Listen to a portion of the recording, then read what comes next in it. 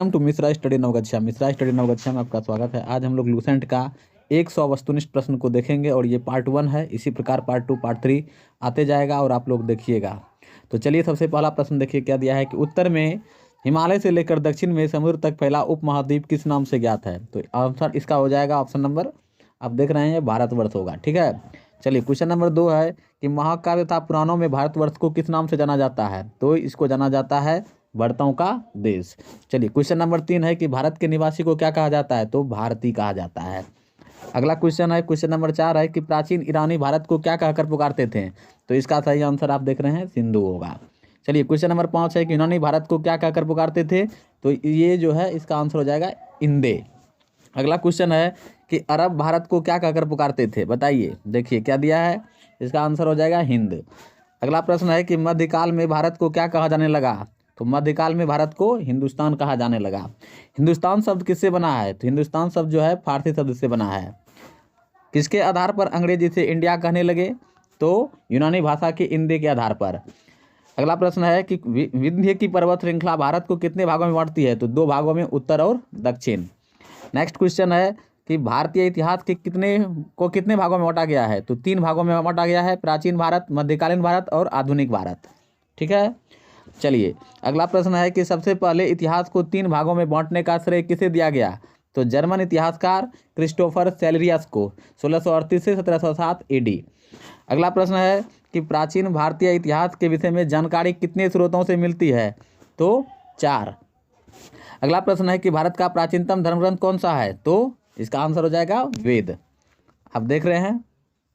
चलिए नेक्स्ट प्रश्न देखिए, क्वेश्चन नंबर 15 है कि वेद के संकलनकर्ता कौन है। तो वेद के संकलनकर्ता महर्षि वेदव्यास हैं। वेद कितने हैं। तो वेद 4 हैं। चलिए अगला प्रश्न है कि चारों वेदों को क्या कहा गया है। तो चारों वेदों को संहिता कहा गया है। ठीक है, क्वेश्चन नंबर 18 है कि ऋचाओं के क्रमबद्ध ज्ञान के संग्रह को क्या कहा जाता है। तो ऋग्वेद कहा जाता है। चलिए क्वेश्चन नंबर 19 है कि ऋग्वेद में कितने मंडल और कितने सूक्त हैं। तो इसका सही आंसर 10 मंडल और 1028 सूक्त हैं। ऋग्वेद में कितनी ऋचाएँ हैं। तो 10,462 ऋचाएँ हैं। अगला प्रश्न है कि ऋचाओं को पढ़ने वाले ऋषि को क्या कहा जाता था। तो ऋचाओं को पढ़ने वाले ऋषि को होत्री कहा जाता है। ऋग्वेद से किसकी जानकारी मिलती है। तो इसमें जो है आर्य के राजनीतिक प्रणाली, इतिहास एवं ईश्वर की महिमा के बारे में जानकारी मिलती है। क्वेश्चन नंबर 23 है कि विश्वामित्र द्वारा रचित ऋग्वेद के 3रे मंडल में किस देवता को समर्पित मंत्र है। तो यह हो जाएगा सूर्य देवता सावित्री को। चलिए क्वेश्चन नंबर 24 है कि ऋग्वेद के 9वें मंडल में किस देवता का उल्लेख है। तो सोम देवता का उल्लेख है। क्वेश्चन नंबर 25 है कि ऋग्वेद के 8वें मंडल की हस्तलिखित ऋचाओं को क्या कहा जाता है। तो खिल कहा जाता है। क्वेश्चन नंबर 26 है कि ऋग्वेद के 10वें मंडल में वर्णित क्या है। तो ऋग्वेद के 10वें मंडल में वर्णित जो है वह है पुरुष सूक्त। नेक्स्ट क्वेश्चन है कि वर्तमान में प्रचलित ग्रेगोरियन कैलेंडर किस पर आधारित है। तो ये है ईसा मसीह के जन्म वर्ष पर। क्वेश्चन नंबर 28 है कि वामना अवतार के 3 पदों का आख्यान का प्राचीनतम स्रोत क्या है। तो ये हो जाएगा ऋग्वेद। यदि दोस्तों वीडियो पसंद आए तो लाइक शेयर अवश्य कीजिएगा। इस तरह का सीरीज चलता रहेगा अब हमारे चैनल के माध्यम से।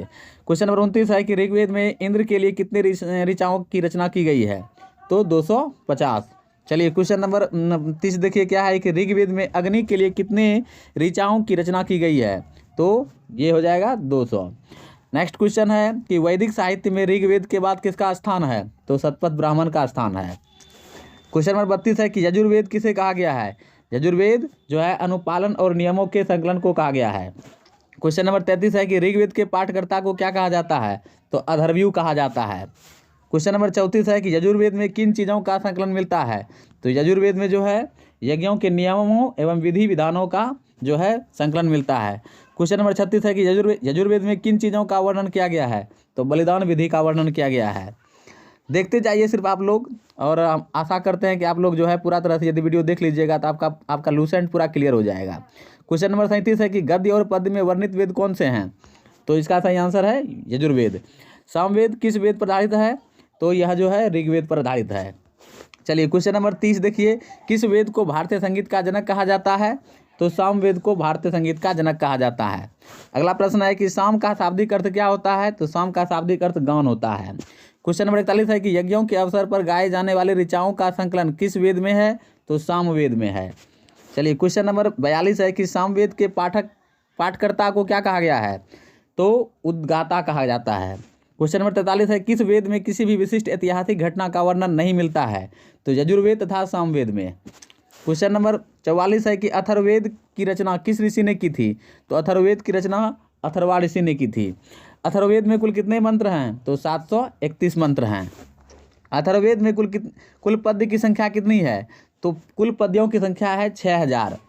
क्वेश्चन नंबर 43 है कि अथर्ववेद किसकी निंदा करता है? तो कन्याओं के जन्म की। क्वेश्चन नंबर 48 है कि ऐतिहासिक दृष्टि से अथर्ववेद में किसके महत्व का विवरण मिलता है? तो इसका सही आंसर होगा सामान्य मनुष्य के विचारों तथा अंधविश्वासों का। क्वेश्चन नंबर 49 है कि किस सूक्त को अथर्ववेद का प्रतिनिधि सूक्त माना जाता है? तो पृथ्वी सूक्त को अथर्ववेद का प्रतिनिधि सूक्त माना जाता है। क्वेश्चन नंबर 50 है कि किस वेद में सभा एवं समिति को प्रजापति की 2 पुत्रियां कहा गया है? तो अथर्ववेद में। क्वेश्चन नंबर 51 है कि सबसे प्राचीनतम वेद कौन सा है? तो सबसे प्राचीनतम वेद है ऋग्वेद। क्वेश्चन नंबर 52 है कि सबसे बाद का वेद कौन सा है? तो अथर्ववेद। क्वेश्चन नंबर 53 है कि वेद के कितने अंग हैं? तो वेद के 6 अंग हैं। आपको पता होना चाहिए कौन कौन से 6 अंग हैं। शिक्षा, कल्प, ज्योतिष, निरुक्त, छंद, इस तरह से 6 अंग हैं वेद के। क्वेश्चन नंबर 54 है कि भारतीय ऐतिहासिक कथाओं का सबसे अच्छा क्रमबद्ध विवरण कहाँ मिलता है? तो पुराणों में। क्वेश्चन नंबर 55 है कि पुराणों के रचयिता कौन है? तो पुराणों के रचयिता जो हैं लोमहर्ष और उसका एक पुत्र है उग्रश्रवा, वो हैं। पुराणों की संख्या कितनी है? तो पुराणों की संख्या है 18। चलिए अगला प्रश्न देखिए क्या है। कितने पुराणों में राजाओं की वंशावली पाई जाती है? तो राजाओं की वंशावली 5 पुराणों में पाई जाती है। तो आप देख रहे हैं कितने पुराणों में पाई जाती है? तो 5 पुराणों में पाई जाती है। क्वेश्चन नंबर 58 है कि विष्णु पुराण में किस राजाओं का वर्णन किया गया है? तो मौर्य वंश के राजाओं का वर्णन किया गया है। अगला प्रश्न है कि मत्स्य पुराण में किस राजाओं का वर्णन किया गया है? तो आंध्र सातवाहन वंश के राजाओं का वर्णन किया गया है। क्वेश्चन नंबर 60 है कि वायु पुराण में किस राजाओं का वर्णन किया गया है? तो गुप्त वंश के राजाओं का वर्णन देखने के लिए मिलता है। क्वेश्चन नंबर 61 है कि सबसे प्राचीनतम एवं प्रामाणिक पुराण कौन सा है? तो सबसे प्राचीनतम एवं प्रामाणिक पुराण जो है मत्स्य पुराण है। क्वेश्चन नंबर 62 है किस उपनिषद में चारों आश्रमों का उल्लेख मिलता है? तो जावलोपनिषद में मिलता है देखने के लिए। क्वेश्चन नंबर 63 है कि स्मृति ग्रंथों में सबसे प्राचीन एवं प्रामाणिक स्मृति किसे मानी जाती है? तो वह है मनुस्मृति को मानी जाती है। क्वेश्चन नंबर 64 है कि नारद स्मृति किस युग के विषय में जानकारी प्रदान करता है? तो यह गुप्त युग के बारे में जानकारी प्रदान करता है। क्वेश्चन नंबर 65 है कि मनुस्मृति किस काल का मानक ग्रंथ है? तो यह हो जाएगा शुंग काल का। क्वेश्चन नंबर 66 है किसमें बुद्ध की पूर्व जन्म की कहानी है? तो ये हो जाएगा आपका जातक में। हीनयान का प्रमुख ग्रंथ कौन सा है? तो हीनयान का प्रमुख ग्रंथ है कथावस्तु। क्वेश्चन नंबर 68 है कि महात्मा बुद्ध के जीवन चरित्र के अनेक कथाओं का वर्णन किसमें किया गया है? तो वह हो जाएगा हमारा कथावस्तु में। जैन साहित्य को क्या कहा जाता है? तो आगम कहा जाता है। क्वेश्चन नंबर 70 है कि जैन धर्म का प्रारंभिक इतिहास किससे ज्ञात होता है? तो कल्पसूत्र से ज्ञात होता है। क्वेश्चन नंबर 71 है कि किस ग्रंथ में महावीर के जीवन के संबंधों का विवरण मिलता है? तो भगवती सूत्र में। चलिए क्वेश्चन नंबर 72 है कि अर्थशास्त्र के लेखक कौन है? तो अर्थशास्त्र के लेखक हैं चाणक्य। क्वेश्चन नंबर 73 है कि चाणक्य को अन्य किस नाम से जाना जाता है? तो कौटिल्य या विष्णुगुप्त। क्वेश्चन नंबर 74 है कि अर्थशास्त्र कितने अधिकरणों एवं प्रकरणों में विभाजित है? तो 15 अधिकरणों एवं 180 प्रकरणों में विभाजित है। क्वेश्चन नंबर 75 है कि चाणक्य के अर्थशास्त्र में किसके इतिहास की जानकारी प्राप्त होती है? तो मौर्यकालीन इतिहास की। क्वेश्चन नंबर 76 है कि संस्कृत साहित्य में ऐतिहासिक घटनाओं को क्रमबद्ध लिखने का सर्वप्रथम प्रयास किसके द्वारा किया गया? तो कलहन के द्वारा किया गया। क्वेश्चन नंबर 77 है कि राजतरंगिणी के लेखक कौन है? तो राजतरंगिणी के लेखक कलहन है। राजतरंगिणी का संबंध किसके इतिहास से है? तो कश्मीर के इतिहास से है। बहुत ही वीवीआई प्रश्न है, आप लोग देखते जाइए सिर्फ, और पूरा लूसेंट हम खत्म कर देंगे।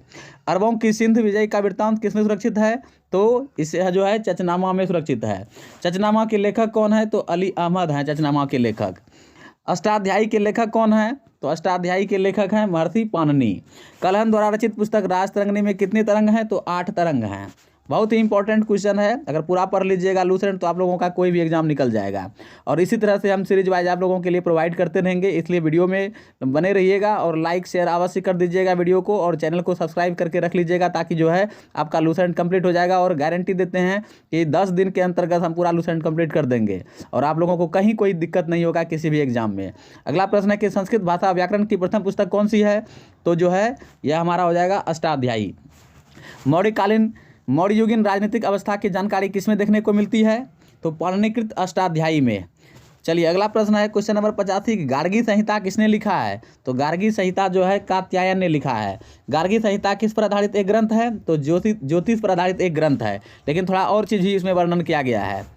गार्गी संहिता में किसके आक्रमण का उल्लेख मिलता है? तो गार्गी संहिता यवन के आक्रमणों का वर्णन मिलता है। तो आप देख रहे हैं यवन के आक्रमणों का वर्णन मिलता है। चलिए आगे देखिए, पतंजलि कौन थे? तो पतंजलि जो हैं पुष्यमित्र शुंग के पुरोहित थे। पतंजलि ने किस ग्रंथ की रचना की है? तो महाभाष्य की रचना की है। अगला प्रश्न है कि टेसियस कौन था? तो टेसियस जो है ईरान का राज्य वैद्य था। क्वेश्चन नंबर 91 है कि इतिहास का पिता किसे कहा जाता है? तो इतिहास का पिता जो है हेरोडोटस को कहा जाता है। क्वेश्चन नंबर 92 है कि हिस्टोरिका के लेखक कौन हैं? तो हिस्टोरिका के लेखक जो हैं वो हमारा हेरोडोटस हैं। अगला प्रश्न है कि मेगास्थनीज कौन था? तो मेगास्थनीज जो था सेल्यूकस निकेटर का राजदूत था। क्वेश्चन नंबर 95 है कि मेगास्थनीज किसके दरबार में आया था? तो मेगास्थनीज जो है चंद्रगुप्त मौर्य के दरबार में आया था। क्वेश्चन नंबर 96 है कि मेगास्थनीज ने कौन सी पुस्तक लिखी है? तो मेगास्थनीज ने इंडिका पुस्तक लिखी है। क्वेश्चन नंबर 97 है कि मौर्य युगीन समाज एवं संस्कृति के विषय में जानकारी किसमें देखने को मिलती है? तो इंडिका में देखने के लिए मिलती है। क्वेश्चन नंबर 98 है कि डायमेकस कौन था? तो डायमेकस जो है सीरियन नरेश अंतियोकस का राजदूत था। क्वेश्चन नंबर 99 है कि डायमेकस किसके दरबार में आया था? तो बिंदुसार के राज दरबार में आया था यह। अगला प्रश्न है कि भारत का भूगोल नामक पुस्तक के रचयिता कौन है? तो टॉलमी। इस तरह से मैंने जो है आप लोगों के लिए 100 प्रश्न जो है आज लूसेंट का कवर किया। इसी तरह से आगे भी आपको हम देखने देंगे, तो बने रहिए हमारे साथ। चलिए नेक्स्ट डे मिलते हैं, मतलब नेक्स्ट वीडियो में। धन्यवाद, थैंक यू।